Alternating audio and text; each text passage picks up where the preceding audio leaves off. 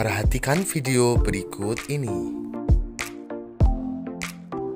Di video kali ini, kita akan membahas Khalifah Utsman bin Affan.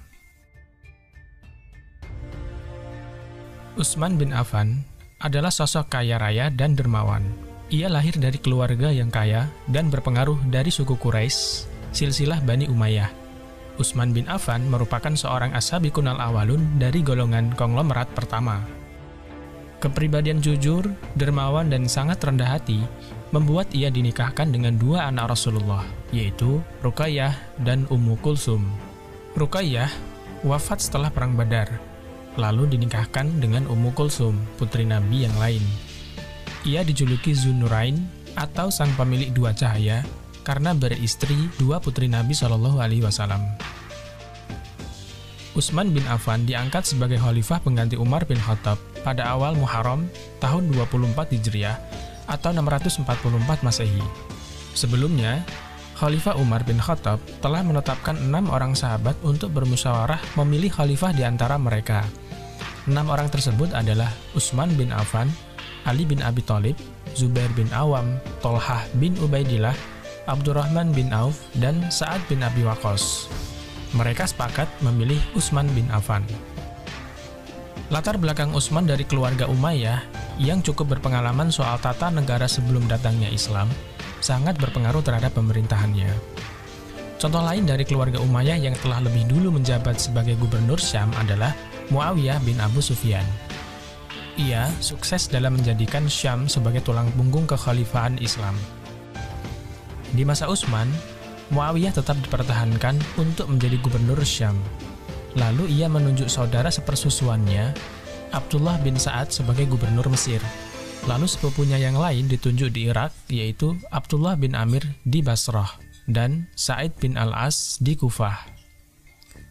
Tentu saja, Utsman bin Affan memiliki alasan yang kuat mengangkat keluarganya untuk menjadi gubernur. Ia berharap keturunan Umayyah akan bekerja dengan baik di Mesir seperti halnya di Syam. Utsman bin Affan melanjutkan langkah dan penekanan Umar bin Khattab pada militer, di mana Utsman memerintahkan pembangunan armada angkatan laut pertama dalam sejarah Islam. Tujuannya menggagalkan setiap serangan balik dari Kekaisaran Bizantium. Dalam pembangunan armada kapal tersebut, Gubernur Syam dan Mesir saat itu dibantu oleh keterampilan orang Kristen lokal.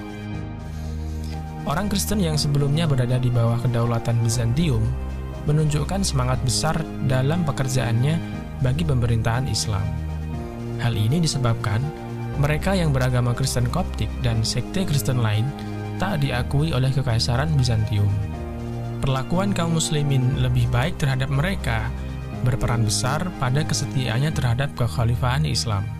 Buktinya, beberapa kali orang-orang Kristen ini menggagalkan serangan Bizantium terhadap Alexandria di Mesir demi tetap berada pada kekuasaan kekhalifahan Islam.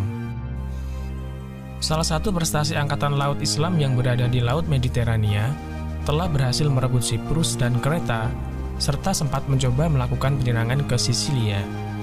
Peperangan ini disebut dengan Perang Zatus Suari. Keberhasilan militer juga terus berlanjut di daratan saat Muawiyah memimpin pasukan Syam yang kuat untuk masuk ke Armenia melawan pasukan Bizantium. Daerah pegunungan Anatolia yang diisi sebagian besar penduduk Yunani menjadi batas alam antara masyarakat Bizantium dan Muslim, terbentuk di sekitar batas modern Turki dan Suriah sekarang. Lebih jauh ke timur, pasukan Muslim terus memaksa masuk ke jantung Persia. Di bawah pimpinan Abdullah bin Amir, penaklukan sisa kerajaan Sasanid tak secepat penaklukan daerah Irak. Di sana, masyarakatnya lebih homogen dan lebih terhubung dengan pemerintahan Sasanid. Akibatnya, perang tersebut memakan korban yang lebih banyak dari pasukan Muslim. Akan tetapi, kemenangan Muslimin di Perang Qadisiyah dalam masa Umar bin Khattab sebenarnya telah mengakhiri nasib kerajaan Sasanid. Hanya masalah waktu untuk menundukkan seluruh kerajaan. Kaisar Sasanid, Yazdegerd, tak pernah berhasil mengalahkan pasukan Islam selama kekalahan di Qadisiyah dan takluknya wilayah Mesopotamia Irak pada tahun 642 Masehi. Dan selama lebih 10 tahun mereka berusaha terus untuk bertahan. Pada tahun 650 Masehi, dataran tinggi Iran dapat dikuasai. dan pada tahun 651, Khurasan berhasil dikuasai Muslimin. Pada tahun ini pun, raja terakhir Sasanid tewas saat kabur dalam peperangan melawan pasukan Islam. Selama masa kekhalifahan Utsman bin Affan, Islam terbentang dari Armenia, Kaukasia, Khurasan, Sijistan, Siprus, sampai mencapai Afrika Utara. Selain di bidang militer, Khalifah Utsman bin Affan berhasil membuat kompilasi dari teks asli Al-Quran yang lengkap. Banyak salinan Al-Quran berdasarkan teks asli juga telah dibuat untuk didistribusikan ke seluruh dunia Islam. Dalam mengerjakan proyek besar ini, beliau dibantu dan banyak mendapatkan masukan dari Zaid bin Sabit, Abdullah bin Zubair, Sa'id bin Al-As, dan Abdurrahman bin Haris. Bahkan, Utsman berhasil membangun administrasi kekhalifahan yang terpusat dan menetapkan penerbitan Al-Quran secara resmi. Kemudian, di masa Utsman pula dibangunlah gedung khusus pengadilan agama yang semula berada di Masjid Nabawi. Beliau juga memperluas Masjid Nabawi dan Masjidil Haram. Selama 6 tahun pertama di masa pemerintahan Utsman bin Affan, keadaan negeri aman dan stabil. Namun, 6 tahun berikutnya, terdapat kekacauan politik dalam negeri akibat ketidakpuasan atas kebijakan pemerintahannya. Munculnya kekacauan ini akibat penunjukan saudara-saudara Umayyahnya untuk menduduki jabatan-jabatan penting dalam pemerintahan.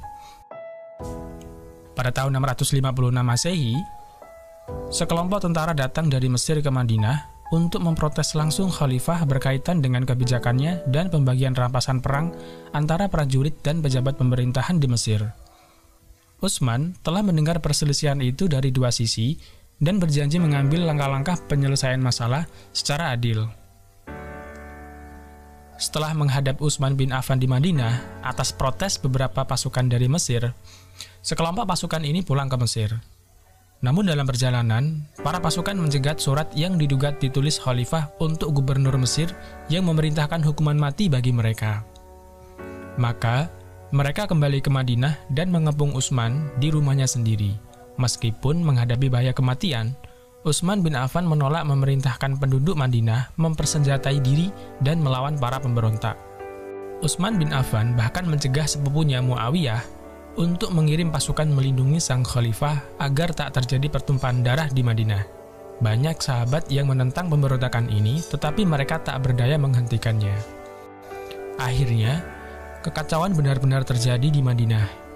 Para penduduk Madinah hanya bisa tercekam ketakutan menyaksikan para pemberontak memaksa masuk ke rumah Utsman bin Affan dan membunuhnya saat sedang duduk membaca Al-Quran. Khalifah Utsman bin Affan wafat terbunuh oleh para pemberontak. Dunia Islam gempar atas peristiwa tragis di Madinah yang merenggut nyawa sang khalifah. Peristiwa inilah yang nanti akan menjadi momok perpecahan pertama dalam sejarah Islam. Para pemberontak yang menguasai Madinah menunjuk sendiri khalifah barunya. Mereka menunjuk Ali bin Abi Thalib, sahabat, sepupu sekaligus menantu Nabi Shallallahu Alaihi Wasallam. Ali bin Abi Thalib yang teguh mempertahankan kehormatan dan keadilan sebagaimana para sahabat terdekat Nabi, menolak ditunjuk oleh orang-orang yang memberontak terhadap Khalifah Utsman. Namun, tokoh-tokoh utama lain di Madinah meyakinkan Ali agar menjadi khalifah, mengingat bahwa dirinya adalah sosok yang paling memenuhi syarat dan paling mampu untuk mengembalikan persatuan di dunia Islam. Dan akhirnya, Ali bin Abi Thalib naik menjadi khalifah pengganti Utsman bin Affan.